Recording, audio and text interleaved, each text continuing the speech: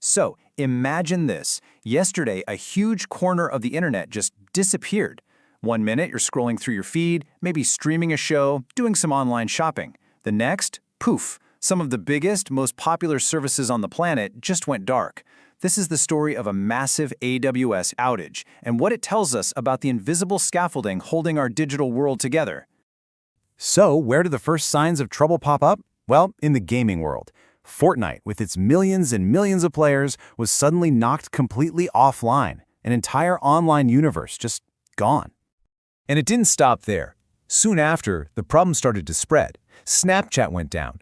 Millions of messages, snaps, and stories were just left hanging in digital limbo. You could tell this was way more than just some little gaming glitch. And that's when the outage really hit home for Amazon itself. I mean, it wasn't just other companies' apps anymore. Even Amazon's own core services, like Alexa, stopped responding. This wasn't a small hiccup. This was a big, big sign that something fundamentally had broken. So, what on earth could take down so many different giants all at once? The investigation started immediately. You can bet on that. Engineers all over were scrambling to find the source of all this chaos. Pretty quickly, they tracked the problem to a single place.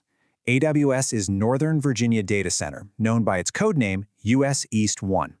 Now, you got to understand, US-EAST-1 isn't just any data center. It's the oldest, it's the largest, and in a lot of ways, it's the very heart of the entire AWS global network. So if it gets a cold, the whole world starts to sneeze. The official timeline really shows you how fast this whole thing blew up. At 12:19 p.m. Indian Standard Time, engineers saw error rates just spiking out of control. By 12:56, that's less than 40 minutes later, they'd actually pinpointed the core problem. But getting a fix deployed took another 2 hours, and it wasn't until 3:31 in the morning that all services were finally back to normal. You can just imagine the pressure in that room. It was a race against the clock. So the official report came out, and it pointed the finger at something very specific. A DNS resolution issue that was tied to DynamoDB, which is this huge, super popular database service. Okay, seems pretty straightforward, right? Problem found, case closed. Well, not so fast, because here's where the story gets really interesting. Here's the twist. The DynamoDB service itself, it was working perfectly fine the entire time. No data was lost. The databases were humming along just fine. So how can a perfectly healthy service cause a global internet outage? What was the real weak link here? The answer, it turns out, is in this invisible system that basically powers the entire internet. It's something you use every single second you're online, probably without even thinking about it. See, the problem wasn't the destination, it was the directions. Okay, let's talk about DNS, the domain name system. The absolute easiest way to think about it is like the internet's giant address book. When you type Amazon.com into your browser, your computer actually has no idea where that is.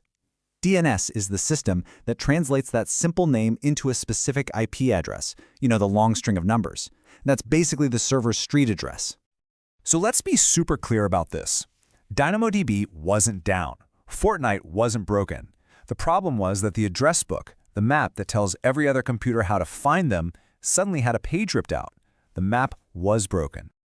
So how does this address book even work? I mean, it sounds simple, but it's actually this brilliant, globe-spanning system designed to handle all of the internet's traffic.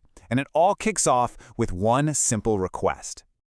Okay, stick with me. When your computer needs an address, it starts this little journey. First, it asks a DNS resolver, which is usually run by your internet provider. If the resolver doesn't know the answer, it goes up the chain and asks one of the main root servers in the world. That root server says, oh, for a .com address, you need to talk to this guy, the top-level domain server. That server then points to the final stop, the authoritative name server, which is the one that holds the actual IP address record. It's this beautiful chain of command that makes the whole web work. And during the AWS outage, that chain just snapped. The final, most critical link, those authoritative name servers for DynamoDB, they just became unreachable.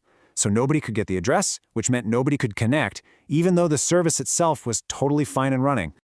This whole event is just such a powerful reminder of how interconnected and, how fragile our digital world can be. But you know what? It also gives us a really practical lesson in how we can build a little more resilience for ourselves. And it all comes down to a really simple question. If your default internet address book fails, do you have a backup? Is there another one you can use? The good news is, yeah, you absolutely can. So most of us just use the default DNS server from our internet provider. And look, it usually works just fine. But as we saw, it can be a single point of failure. There are public alternatives like Google's famous 8.8.8.8 or Cloudflare's 1.1.1.1 that you can set up as a fallback in case your main one is having a bad day. So why does this even matter? Well, it's all about having redundancy. It's a safety net. If your main DNS has a problem, your computer will just automatically try the next one on your list. It's a super simple change you can make, and it could be the thing that keeps you online when everyone else is cut off. You know, the AWS outage was a fascinating peek behind the curtain at the invisible machinery that holds our digital lives together.